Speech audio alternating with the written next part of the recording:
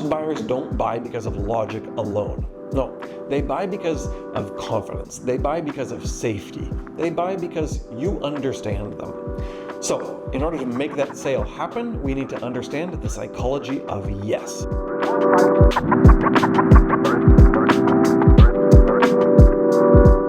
Welcome back to How to Become the Mexico Real Estate Expert with your host, Ryan Donner. So today, we're going to dive into that psychology, that understanding of what really makes a client make their final decision at the end of the day. These are tips and tricks that top performers are going to use to make sure that they do these ethically and productively. Here's the most important truth in sales. People will only buy from you when their fear is less than their desire. So how are we going to overcome this? Well, we need to make sure that we increase their certainty and decrease their uncertainty or their fear in what is going to happen next in their sales process. So let's look at what really makes a client say yes. My first tip is that trust comes before timing. Most clients aren't going to tell you flat out no that they're not interested in buying. Instead, what they're going to say is, I'm not ready yet. What you haven't done as their agent is built that level of trust, built that level of confidence in them to get them to say yes. So how do we overcome that? Well, it's building trust. It's having communication with our clients so that then they feel much more confident to say yes. My second tip for you is that people want certainty, not perfectionism. So when we're talking to clients, when we're having discussions with them, we need to make sure that we build that confidence in them. And to do that, it means talking about market conditions, avoiding risks. Talking about those types of things will help speed up their decision-making process because they feel confident that you have their back. My third tip for you is that stories sell better than statistics. We can talk all day long about statistics, how this one particular market increased by 5% in average sales prices this year. Well, that's great, but what does it really mean?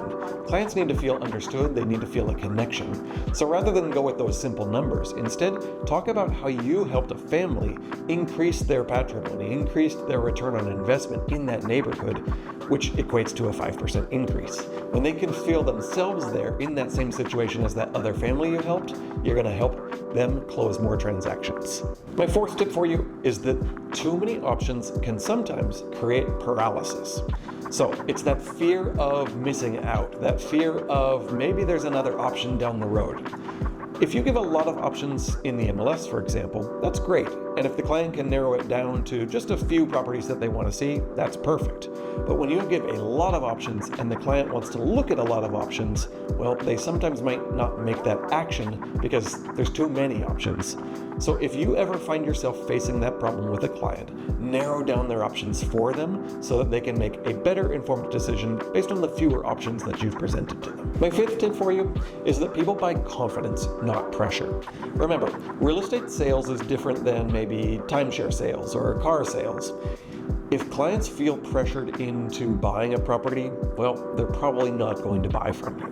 They're going to go look for that agent who doesn't use those pressure tactics. So if you want to build confidence in your clients, don't pressure them. Be that guide for them. I promise you that will reduce the time frame that it takes them to make decisions. And my last tip for you is that commitment grows in small steps. If you try to force them into buying a property today, and the very first property that they saw, for example, well, they're probably not going to buy. Instead, talk to your clients about small little movements that can be made towards helping guide them to make the decision. So if they're not in town, maybe it's offering to do a video call with them, walking through a property. Little decisions like that can help guide them, push them again to making that final decision to purchase a property. So you know how every week I love to ask you to do some sort of task. Well, this week what I'd like you to do is think about the next client that you're going to call. Rather than take that pushy sales approach, what I want you to focus on is asking clarifying questions. Get to better understand their reasoning behind why they're purchasing. When you understand those types of things, I promise you, you will better be prepared to close that transaction. People don't need a salesperson. They need a guide through the process. And if you understand that, I promise you, you will find yourself with more clients begging to work with you. So, if you liked this content, be sure to click that like button and subscribe, and never forget to share with a fellow agent. Thanks for watching.